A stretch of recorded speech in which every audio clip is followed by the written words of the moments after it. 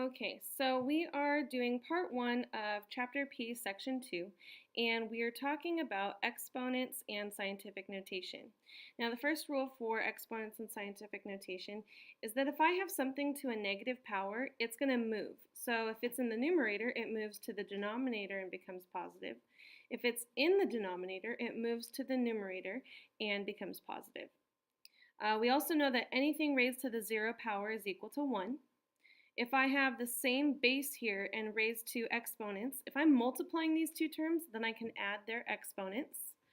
If I have a term here that's raised to a power and it's raised to an additional power, then I can multiply those powers. And the quotient rule tells us that if I have b to some power and b to some power, again, same bases, then I can subtract those exponents. Now what we're really doing here is if I have b to the 5th power over b to the 2nd power, then that's really b times b times b times b times b over b times b. Two of those cancel out and we're left with b to the 3rd power, which is 5 minus 2. Now, if I have two terms being multiplied in here and it's raised to a power, then I can distribute that power. And same thing with a fraction. If the entire fraction is raised to a power, I can distribute that power. Now let's look at some examples here. So the first example, if I have negative 3 times x to the 4th times y to the 5th, all raised to the 3rd power, then I can distribute that power.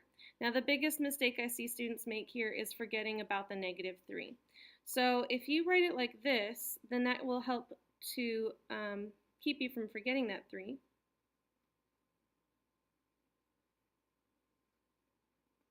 And negative 3 cubed is negative 27. X to the 4th to the 3rd is x to the 12th. We multiply there, and then y to the 15th. And that's our answer. Now for the next example, we have negative 7 times x times y to the 4th, no exponent. Negative 2 times x to the 5th times y to the 5th, again, no exponent. So since there's no exponents here, it's just straight multiplication across, and I can regroup these any way I want. So negative 7 times negative 2, and x times x to the 5th, and y to the 4th times y to the 5th. Negative 7 times negative 2 is 14.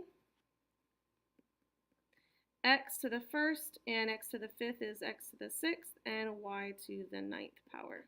And that's our answer. Then for the next one, we have division here. So if I have negative 35 times x squared times y to the 4th over 5 times x to the 6th times y to the negative 8th, the first thing I want to do is move this up. And then I can see that I have y to the 4th and y to the 8th. I have x's here that can reduce, so that becomes a 4. And then negative 35 divided by 5 is negative 7.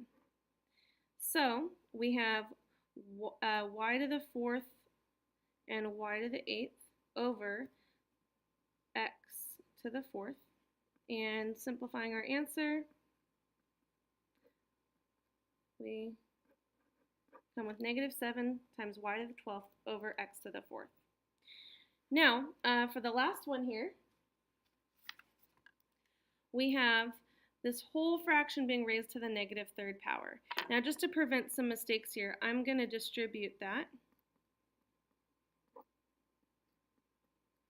And all of our exponents are negative, so they're all moving and becoming positive. And now the only thing to simplify is that 4 to the 3rd power, that's 64. And that's our answer. And that is the end of part 1 of section 2.